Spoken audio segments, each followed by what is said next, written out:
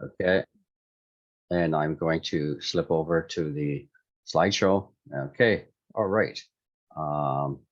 Can everybody see the slideshow? Not yet. Not yet. Okay, Yes. No. how about now? Yeah, Yes. it's okay now. Yeah. Now Okay. you got it. Great, thank you, thank you. We have a small group this morning, but that's okay.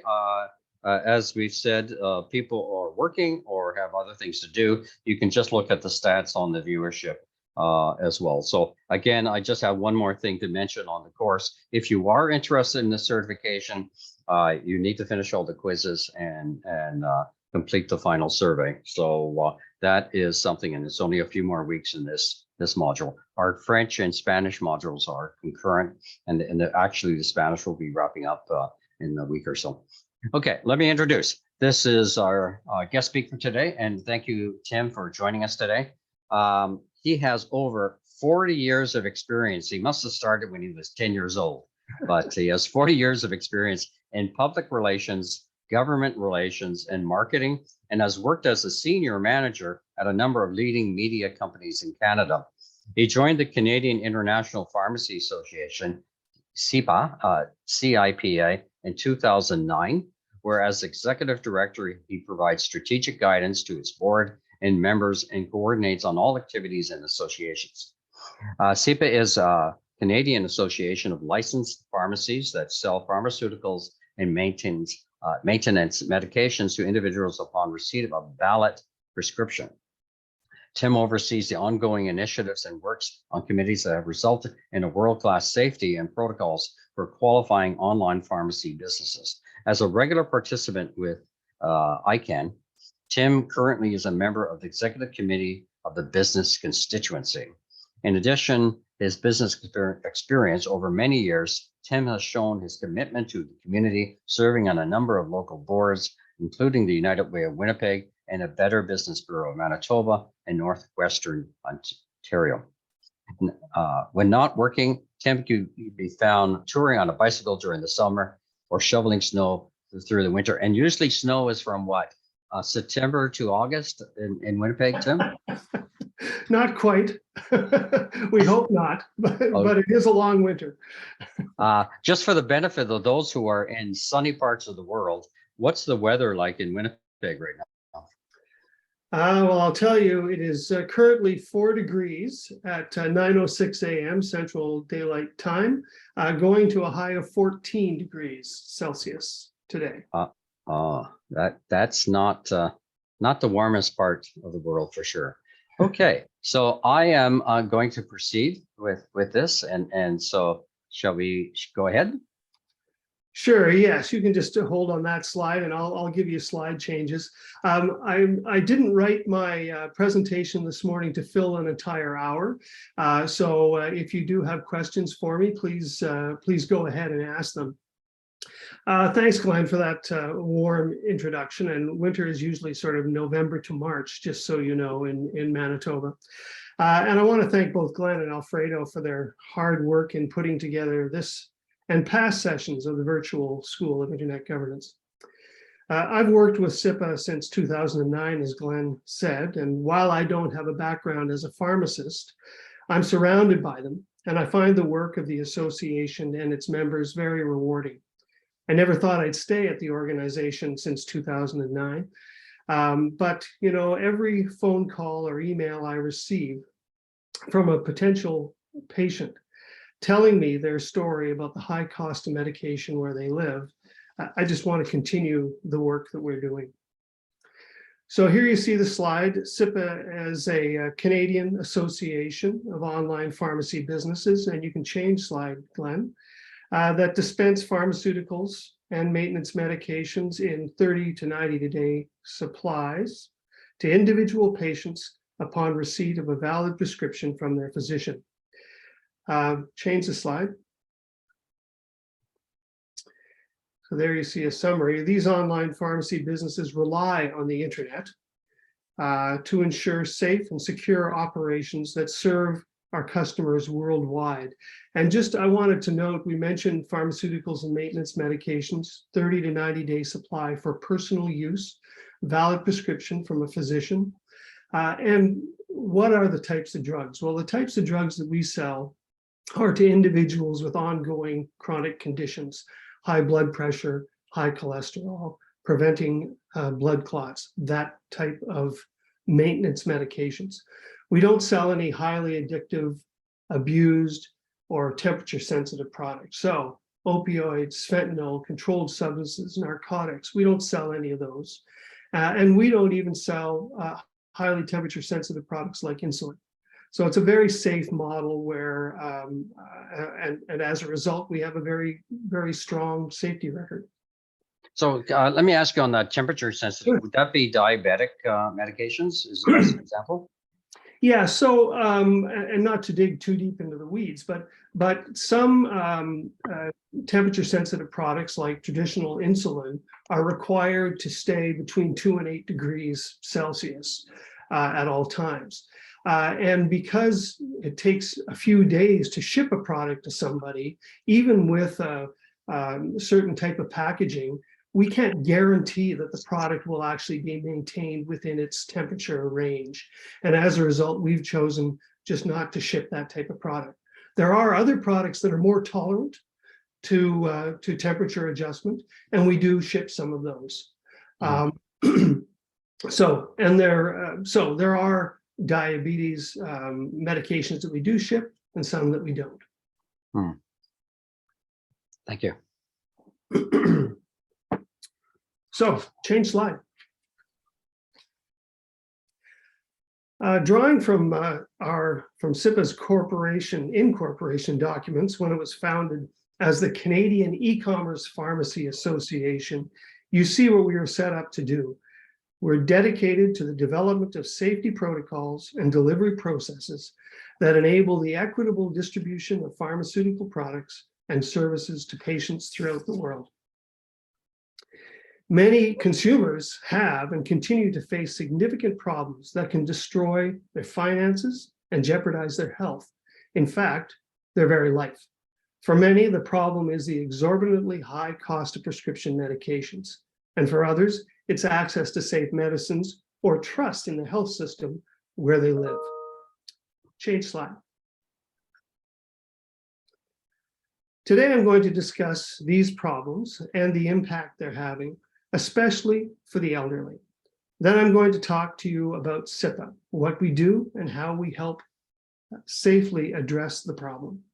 Next, I'll talk about the challenges of today's internet and rogue actors. I'll tell you what SIPA does to address the challenge.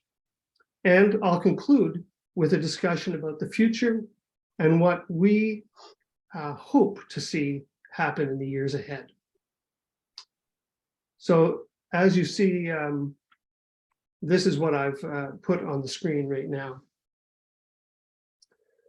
Why online pharmacy exists and is important, how SIPA is a solution, how mischief on the internet can cause harm, and what can be done to address and expand access to medicines via the internet. Next slide, please.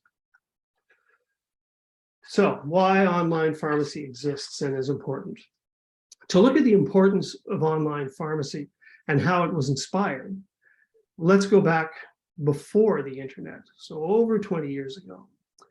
Here are some images of Derby Line. Next slide. This is Derby Line, a town that straddles the US and Canadian borders. The state of Vermont is on the south, and the Canadian province of Quebec is to the north.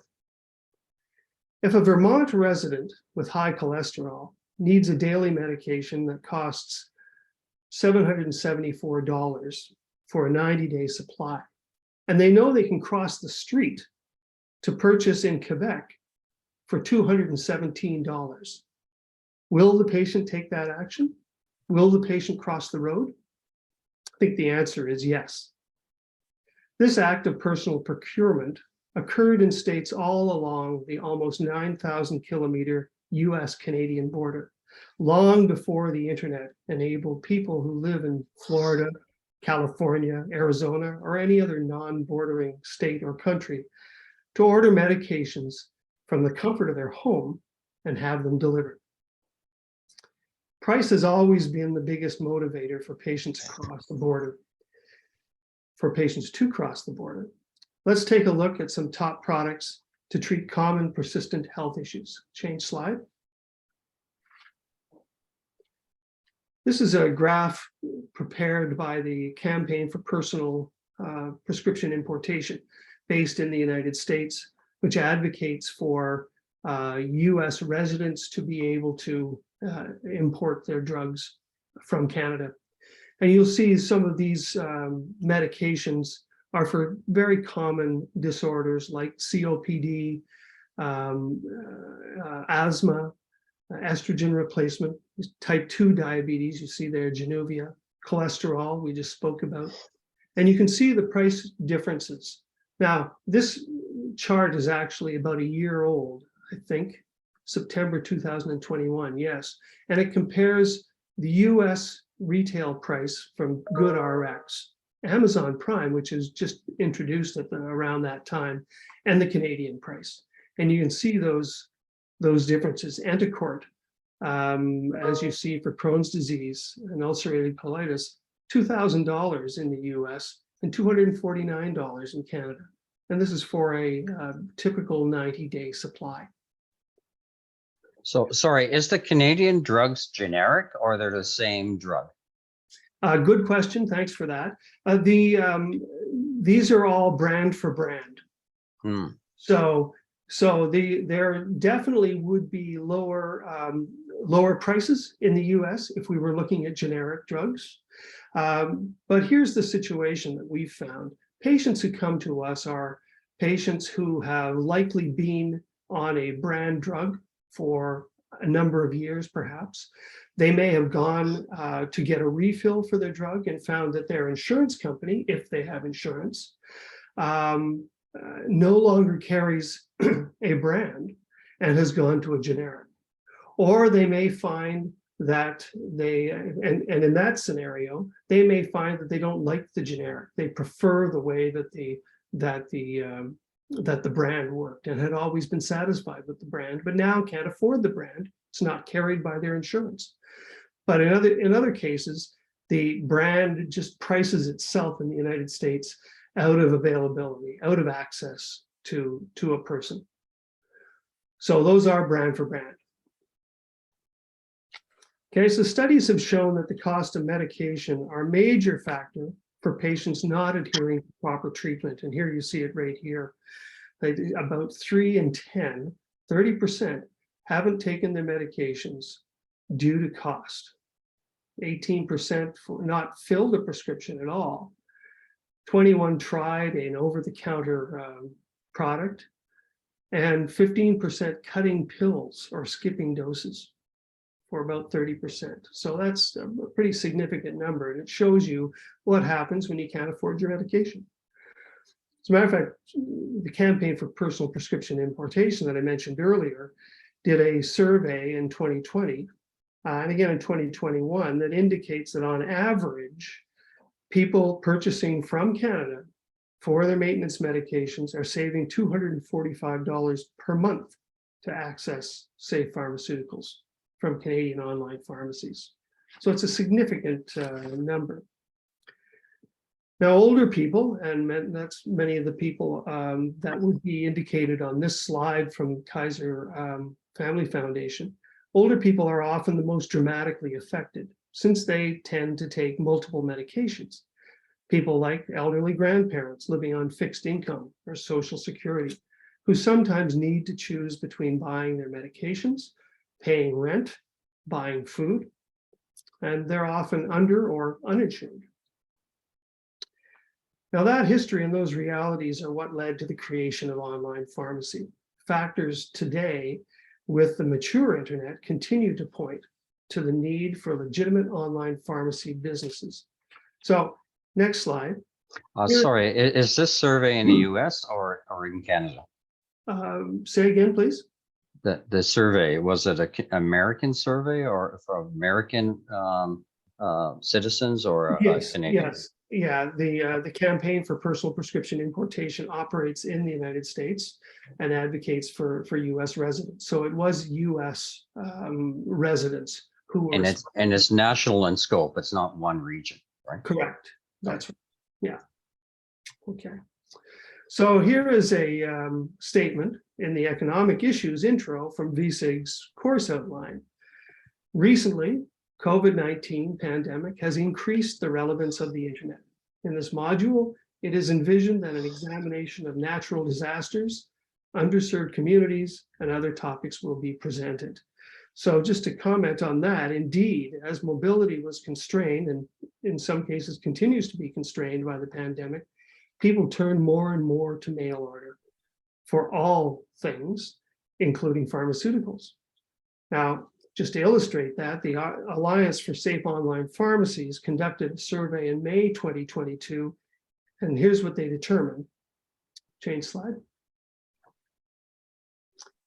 42% of Americans currently purchase medications online. For Americans who purchased medication online before this past year of the pandemic, majority either increased the use of online pharmacies in the past year or kept use consistent with the previous year. Next slide. Sorry on that. That's an interesting stat. So any intelligence on the income brackets of those 42%? Isn't more wealthy people that are purchasing online? Interesting question, and there was nowhere in the survey where that was identified. Okay. So it's just a raw number. And they did say, however, that it was across all demographics. Okay. Okay. They did say that. So the decision to buy prescription medications from online pharmacies is driven primarily by convenience and cost. I was actually interested in this because, I pointed out costs before. And I would have said that the cost would have been the major issue, but convenience is very, very high as well. Next slide. So COVID-19, you mentioned COVID-19 in your guidebook. Accelerate consumer use of the internet for health and prescription. So 49% report having done so, gone online to use the internet for the first time in the past year. That's a huge number. And 64% of those who purchase medication for the first time say they will continue to do so after the pandemic. So as you can see, the practice is here to stay. Next slide. Now, today's session was billed by VSIG as economics. I didn't initially look at the SIPA model through that lens because SIPA members see our practice as an important service for patients who are not able to purchase, not able to come to the pharmacy, or not able to afford safe medications where they live. But that said, I found this definition from the University of Buffalo Department of Economics. Economics is the study of scarcity and its implications for the use of resources, production of goods and services, growth of production, and welfare over time, and a great variety of other complex issues of vital concern to society. So next slide. So when I sort of pull that apart, I look at scarcity being the problem where people can't access their medicines because they can't afford the medicines, so they're scarce. Use of resources, while lack of use of what's available to them indicates they aren't able to benefit from what's available to them where they live. Welfare over time, well, that diminishes for people who don't have access where they live. And regarding the great variety of other complex issues of vital concern to society, well, that summarizes some of the challenges that SIPA members have been engaged in since the association was founded 20 years ago. And I'll come back to that a little bit later in the presentation. Next slide.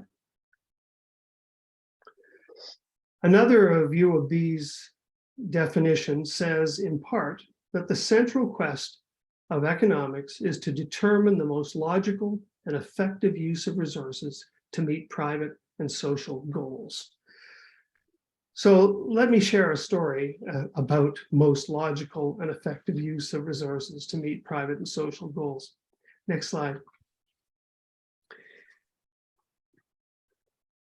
Here's a map of Vancouver, and as you can see on the right, you can see the Canada-US border again. Early in our online pharmacy history, in the late 90s and early 2000s, one of SIPA's members, who at that time was not a SIPA member, was a physician at a medical clinic in downtown Vancouver, British Columbia. One evening, a woman came to him saying that she was from the United States and was visiting Canada on a vacation with her husband. Unfortunately, she had forgotten to bring her cancer medication with her and wondered if he could help.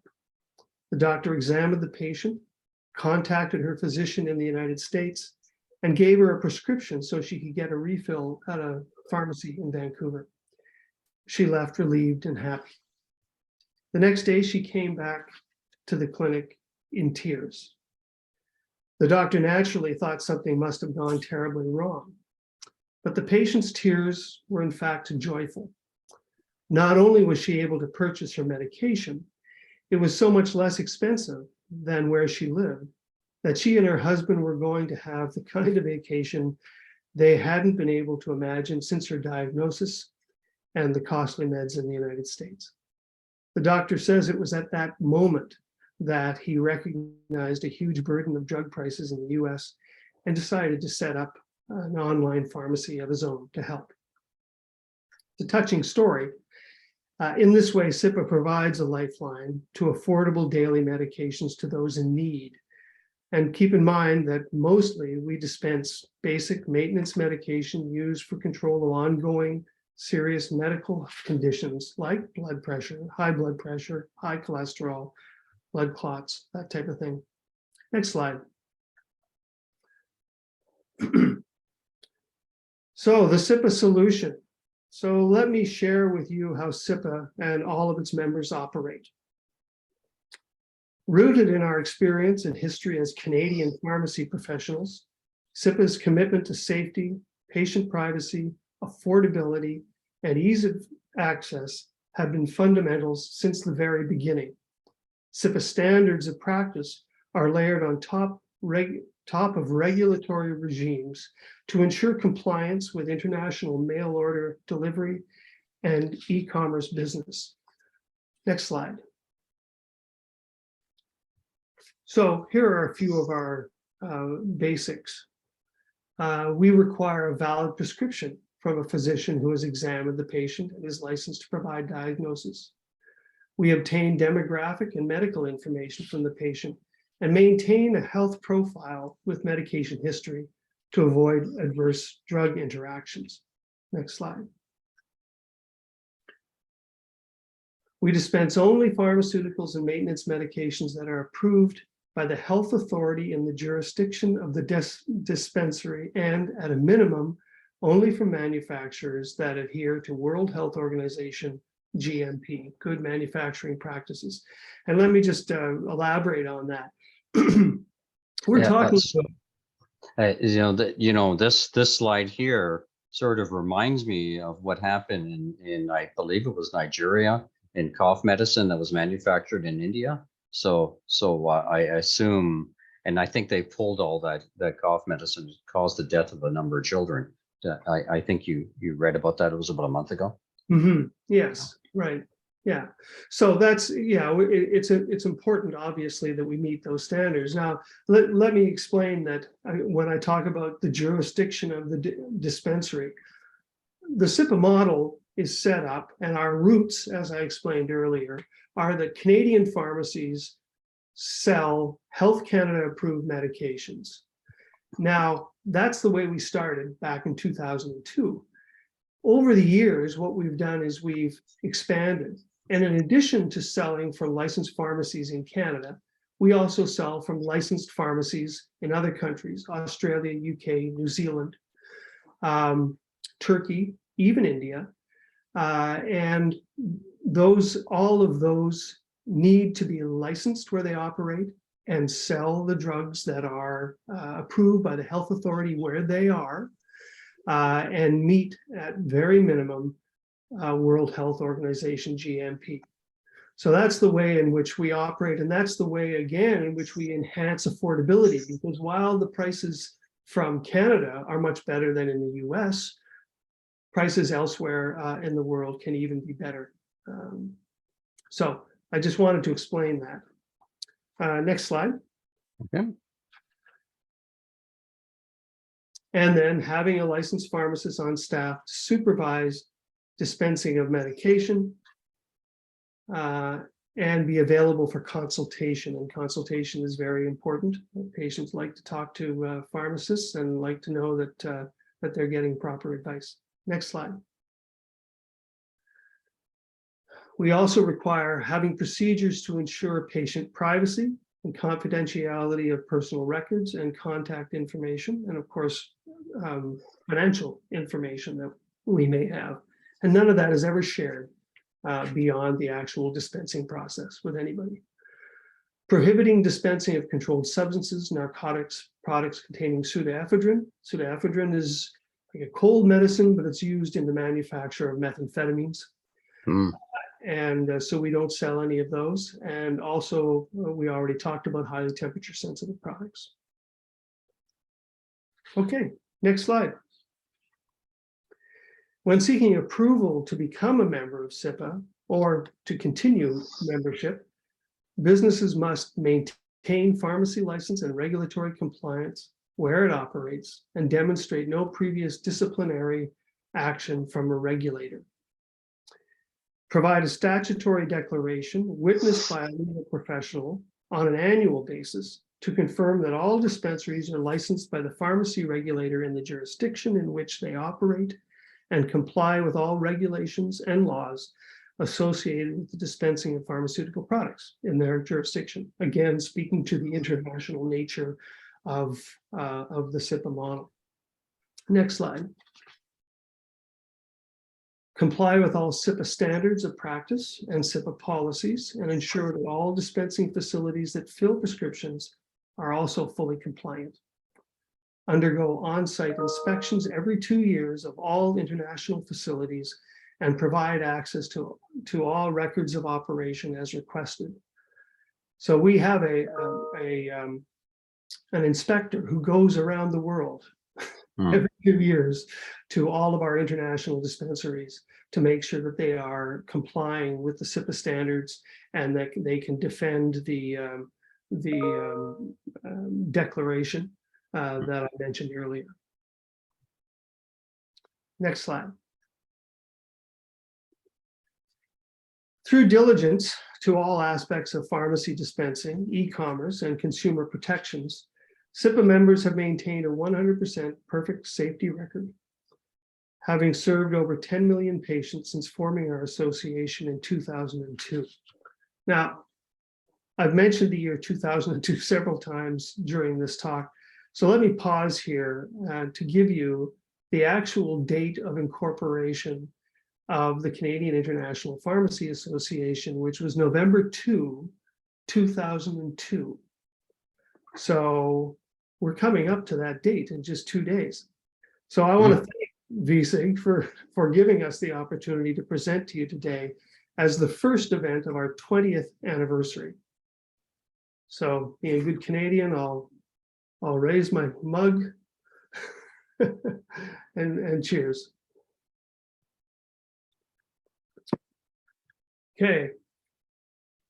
Let me say that while this talk and most of SIPA's history focused on serving US residents to purchase medications for ongoing health conditions at prices they can afford, the presence on the internet has established our association and our member websites with patients in as many as 40 more countries around the world over that 20-year period, where availability, affordability, or trust in local medicines are an issue. So it has grown significantly over the years. And there are currently only 63 websites, just back one slide, please. Currently only 63 websites that are authorized. Sorry.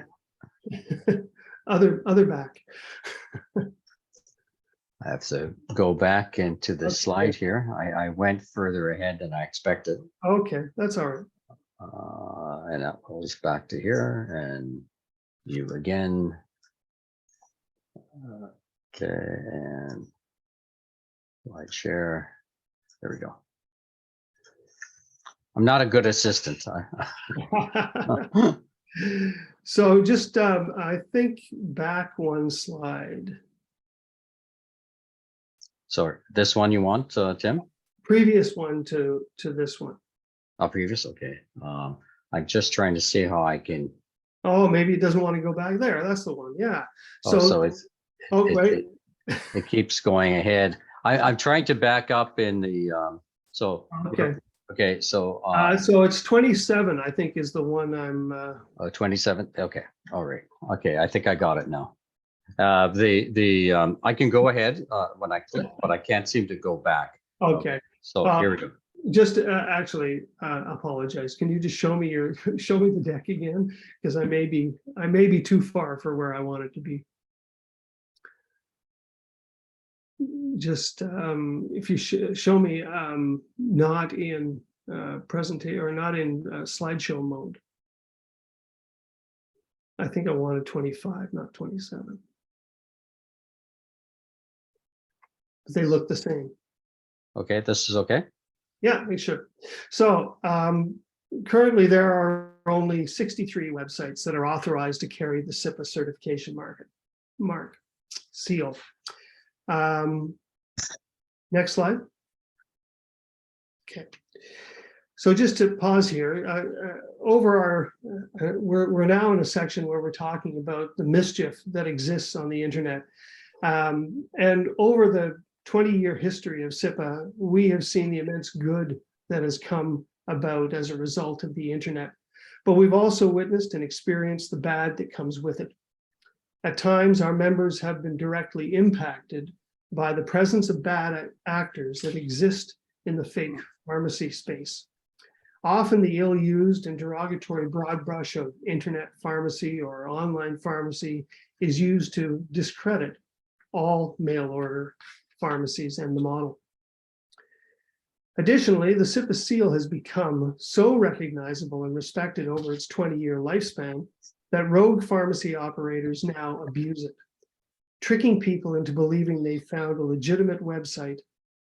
Not only does this abuse our registered trademark, it can cause immense reputational damage to our brand. As a result, SIPA is regularly identifying rogue pharmacy activity through ongoing surveillance and reporting trademark abuse to the Canadian Anti-Fraud Centre.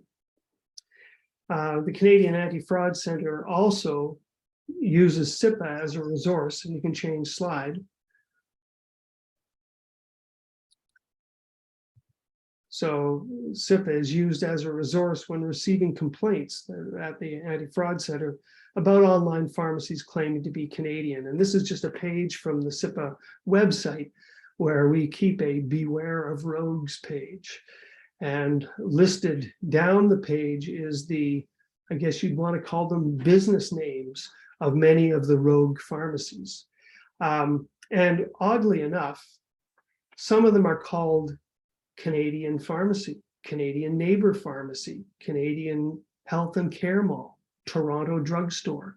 Those are all names of rogue pharmacies that often will misuse our certification mark. And again, this becomes a tool for the Canadian Anti-Fraud Centre in order to investigate fraud. So SIPA has spent years demonstrating and distinguishing ourselves as legitimate online pharmacies that dispense regulated medicines from licensed pharmacies. This in contrast to rogue actors that prey on an unsuspecting public and sell questionable goods. It was rogue opportunists that capitalized on a COVID panicked public, peddling hydroxychloroquine, ivermectin, and fake PPE, personal protective equipment, during the pandemic. So whether we talk about COVID, whether we talk about the opioid crisis and fentanyl-laced fake drugs, or selling prescription meds without proper physician and pharmacist oversight, unscrupulous operators exist and will not go away. Next slide. So what can be done to address and expand access to medicines via the internet? Because of the mischief on the internet, SIPA undertakes efforts to educate the public, policymakers, and the internet community. It's important to differentiate the good from the bad and to recognize that the internet is becoming increasingly essential to our lives. The statistics clearly demonstrate people look online for their prescription needs, just as they do in other areas of their lives, as we saw in the Alliance for Safe Online Pharmacy survey. SIPA's efforts to build more trusted and trustworthy internet centered around working with internet infrastructure and policy development bodies with an eye to create a set of standards and norms that enable patients to purchase safe and affordable medicines via the internet. Such a framework would also differentiate the good and bad actors. Next slide. So that's why SIPA is active in the business constituency at ICANN, where DNS abuse and appropriate access to WHOIS are among current topics. Next slide. It's also why we engage with the Internet and Jurisdiction Policy Network, where solutions to address both technical and content abuse are discussed. Next. In addition, SIPA participates with the Internet Infrastructure Coalition, I2C, and the DNA.org, which represent many industry leaders that build the internet. You often hear the concept trusted notifier discussed in these circles, wherein a party with expertise earns the role of identifying good and bad actors in a particular area. And that's something that we're very much engaged in. Next slide. The United Nations Internet Governance Forum has also allowed us the opportunity to talk about the need for transnational access to medicines. Our dialogue towards this actually began at RightsCon, Human Rights in the Digital Age Conference in 2017 in Brussels. Next slide. Oh, sorry, you mentioned IGF. That's coming up in end of November. Do you guys have a workshop at the IGF?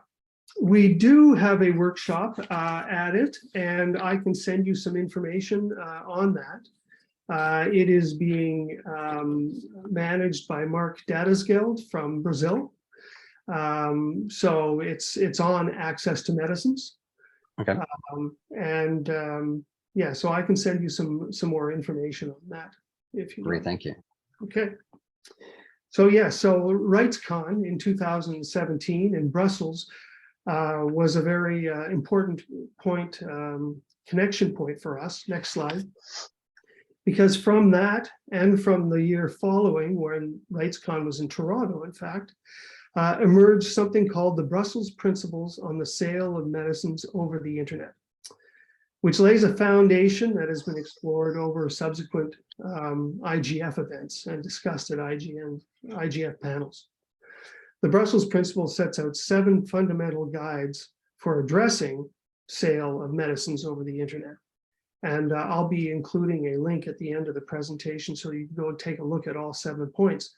But I guess the chapeau to it and the framing of it is here in the next 4 slides. The World Health Organization estimates that over 2 billion people lack regular access to essential medical products, which is exacerbated by a lack of affordability and local availability. Next. The internet has served as a disruptive force to traditional industry in the practice of pharmacy and trade in pharmaceutical products, allowing for the international sale of medical products to patients with a prescription. Next. Failure to regulate the sale of medical products over the internet, including failure to differentiate between legitimate online pharmacies and rogue websites, poses a major public health risk. Next. And governments are neglecting their human rights obligations when their populations do not have adequate access to affordable health care, including access to medical products. So as I say, this is the overview and the 7 principles you can read for yourself. So the VSIG material also quoted from the Age of Digital Interdependence report from the UN Secretary General's high-level panel on digital cooperation in 2020, which says we live in an era of increasing interdependence and accelerating change, much of it driven by technological advances such as low-cost computing, the internet, and mobile connectivity. Moments of change present new opportunities to solve old problems. The efficiency, innovation, and speed of a digitally connected world can expand what is possible for everyone, including those who historically have been marginalized. Okay. We believe that accurately captures what is and what will continue to shape the way people around the world will access medicines. Patients have shown that the country of origin of a medicine is becoming irrelevant. What really is important is that the product that they take is safe. So thank you for allowing me to talk to you today. I hope I've covered all the issues on that last slide. I think we went through it all. And so I'd be happy to take any questions from you that you may have, either today or you can follow up with me. And there's my email address, tim.smith@cipa.com. And I also had a few links there in that final slide for Internet and Jurisdiction Policy Network, for I2C, for RightsCon, for the DNA.org.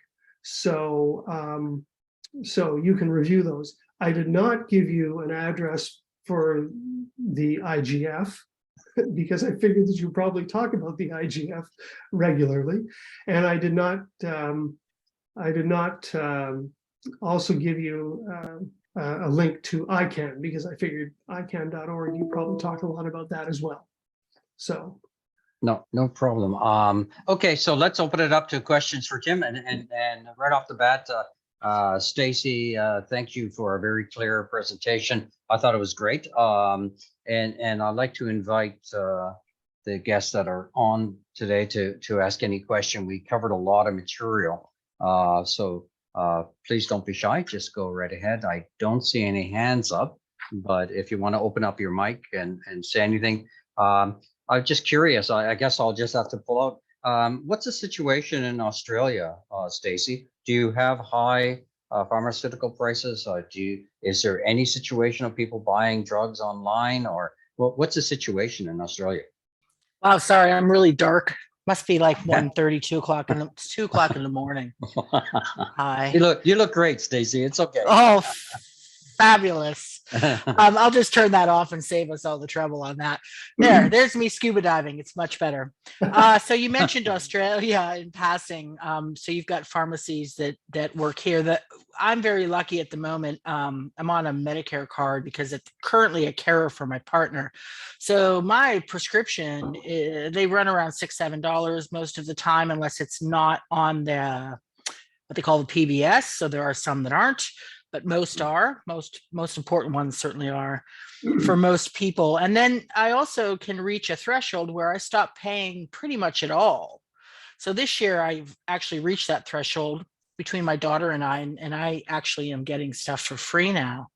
So we're really lucky here. We're really lucky here. But just out of curiosity, you mentioned Australia and that you have a facility here. So if someone in Australia who's not lucky like me currently to be on a Medicare card, they can order directly statins and things like that from you. Well, yes, they could. However, if they were living in Australia, they would probably go to an Australian pharmacy, which could be one of the dispensaries that we use, but they would likely get the same price from one of our dispensaries as they would themselves, which is the situation we find in Canada, is that the online business has not really flourished too much in Canada because wherever you go to a pharmacy in Canada, you're probably going to pay about the same amount of money. Right. Fair enough. Okay. Except for a dispensing fee, which may vary from pharmacy to pharmacy. So there really isn't the necessity. Where it really becomes a factor for ordering from Australia or from Canada is for somebody who is faced with the high cost where they live, which would likely not be in Australia or Canada. Right. Got you. Okay. Yeah. Wondering too for my mother who lives across the lake there in Erie, Pennsylvania, and she has on quite a few different medications. And I don't think she's so wary of using the internet and has had enough scams thrown at her, and had one recently that actually got her, fortunately, not any money, but almost got money out of her through what looked like a very legitimate PayPal email that even I would have been fooled by probably for a second, that she's really hesitant to buy. And it's a concern because she certainly is on a limited income, and I'd love to be able to help her do this, but I'm not sure that she would be confident enough to do it on her own, or even with me, since I'm not physically there to help. So anyway, just a comment. But I appreciated your presentation. Thank you for coming tonight from Australia at 2 a.m. I guess I got lucky because it's 9 a.m. It was 9 a.m. here. Yeah, I'd probably take 9 over 2, but I like to come because I think not participating in the lives makes it a lot harder to get the motivation to continue. It's important to feel part of the class, so it's worth it for me anyway. Good. To be honest, I don't really know Tim. I just drink whiskey with him. We do. That's all. I just drink whiskey with him. Okay, Tim, you want to respond to that?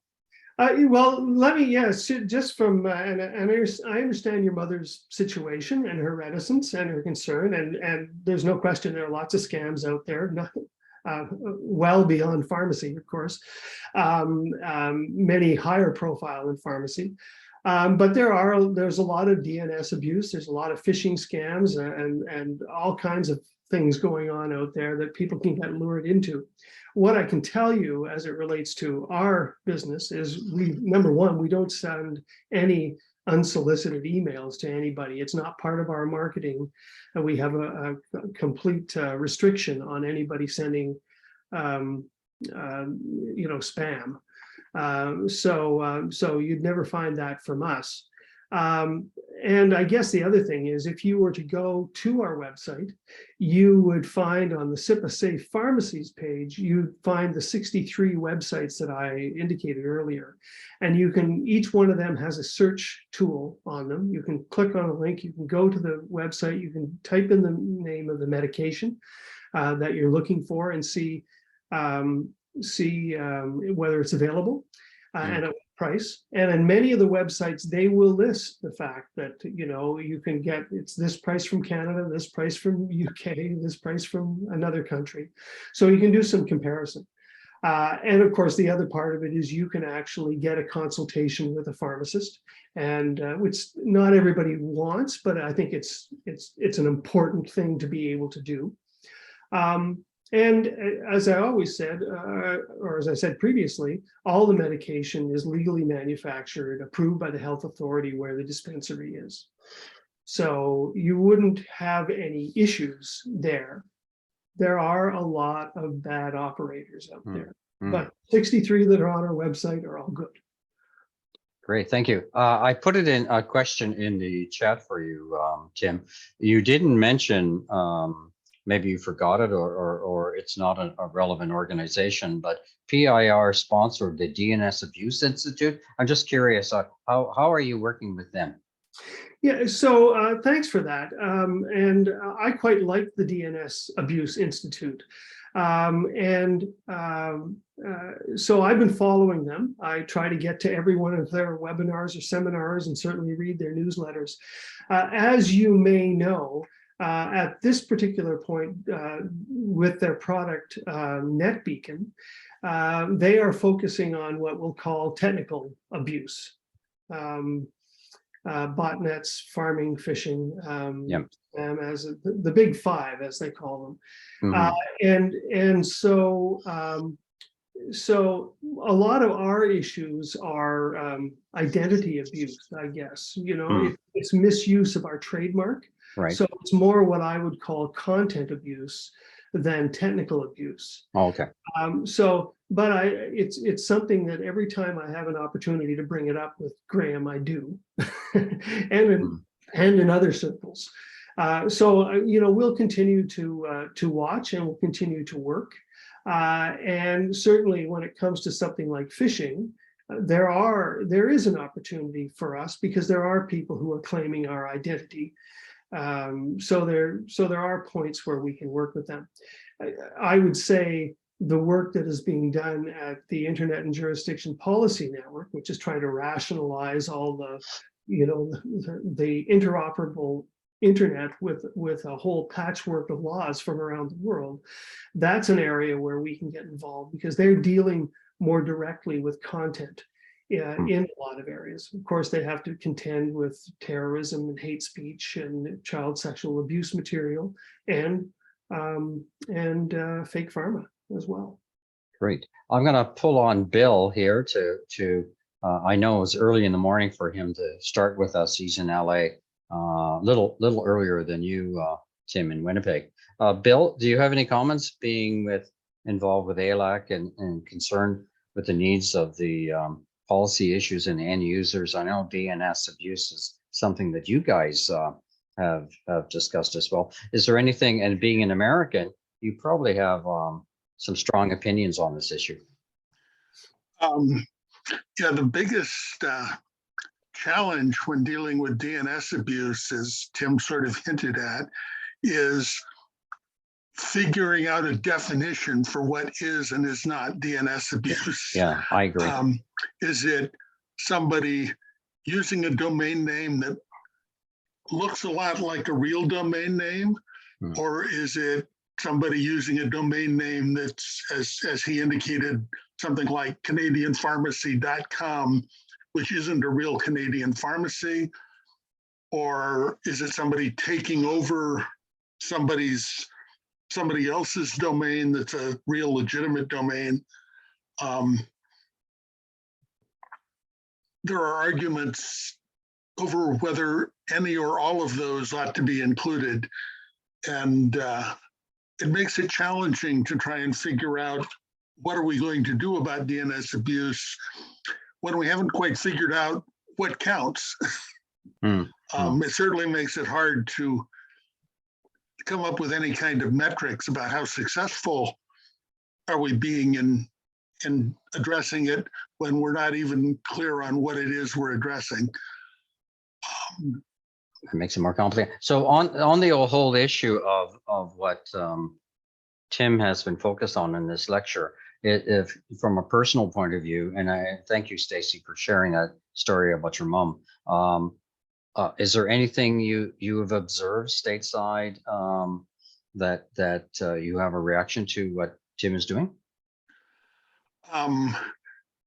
Most of the really deceptively named domains that I've encountered seem to be in the political sphere.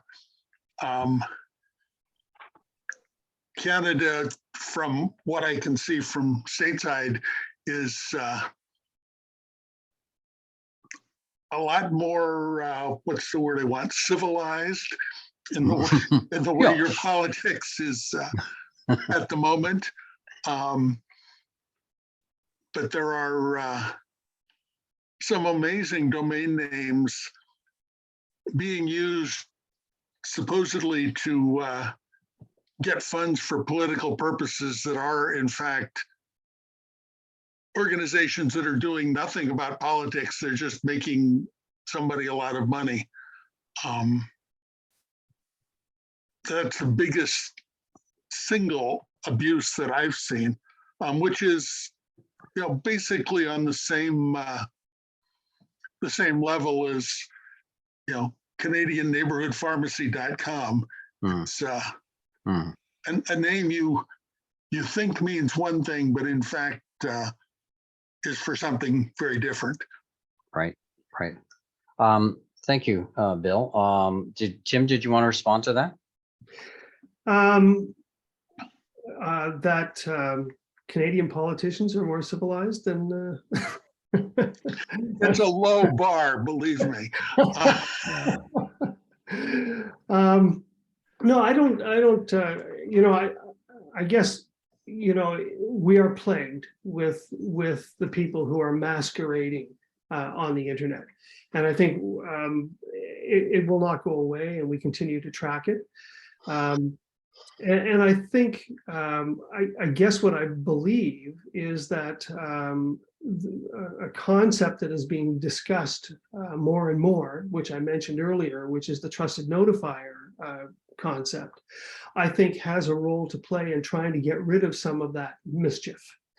Now you need to find a trusted notifier with expertise in the online pharmacy space who can actually be able to identify the mischief and the bad stuff that's being done.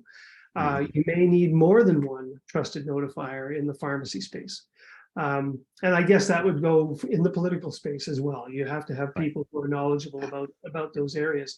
Will we ever eliminate any kind of abuse, if we want to call it abuse?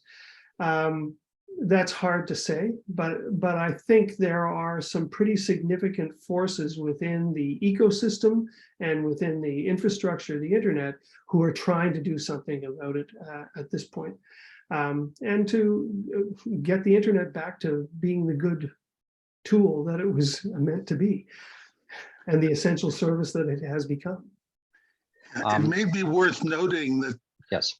at least temporarily, the biggest step forward lately, albeit temporarily, is that we used to see a lot of internet abuse generally coming out of Kiev, and all those Ukrainians have those Ukrainian IT folks have redirected their efforts toward Russia rather than commercial scams in the rest of the world. It may not be a permanent amount of relief, but it's, I think, improved our situation temporarily. I believe Cozy, did you want to say anything? And Cozy, I'm not sure what country you're from, so your personal experience on online pharmacies from the country you are in would be helpful. So Cozy, can you open your mic? You may have a problem with this mic. If you want to type your comment in while he's typing it in, any wrap up comments, Tim, that you want to share with us?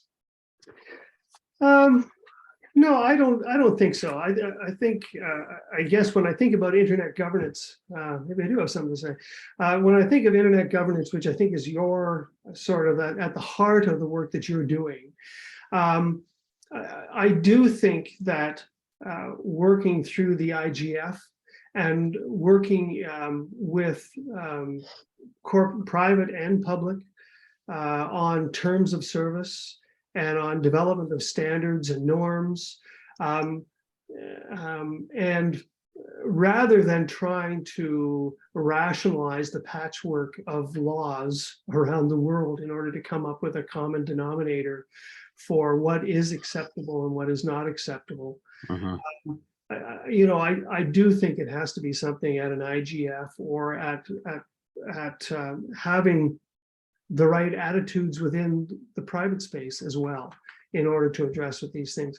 And I see all of that happening in the work that we're doing. So I like to believe there is a bright future. Great. Thank you, Tim. It's been a pleasure sharing your ideas today, and I'm sure everybody was grateful for that. So this will be recording will be shared on our playlist. This is about 100 recordings now with our sessions. And so thank you again. Thank you everybody for joining us. And don't forget our next session will be on human rights with June Paris next week. So again, that concludes our call today, and all the best, everyone. Thank you. Go back to shoveling your snow, Tim. Thank you. Take care. Thank you. Bye-bye.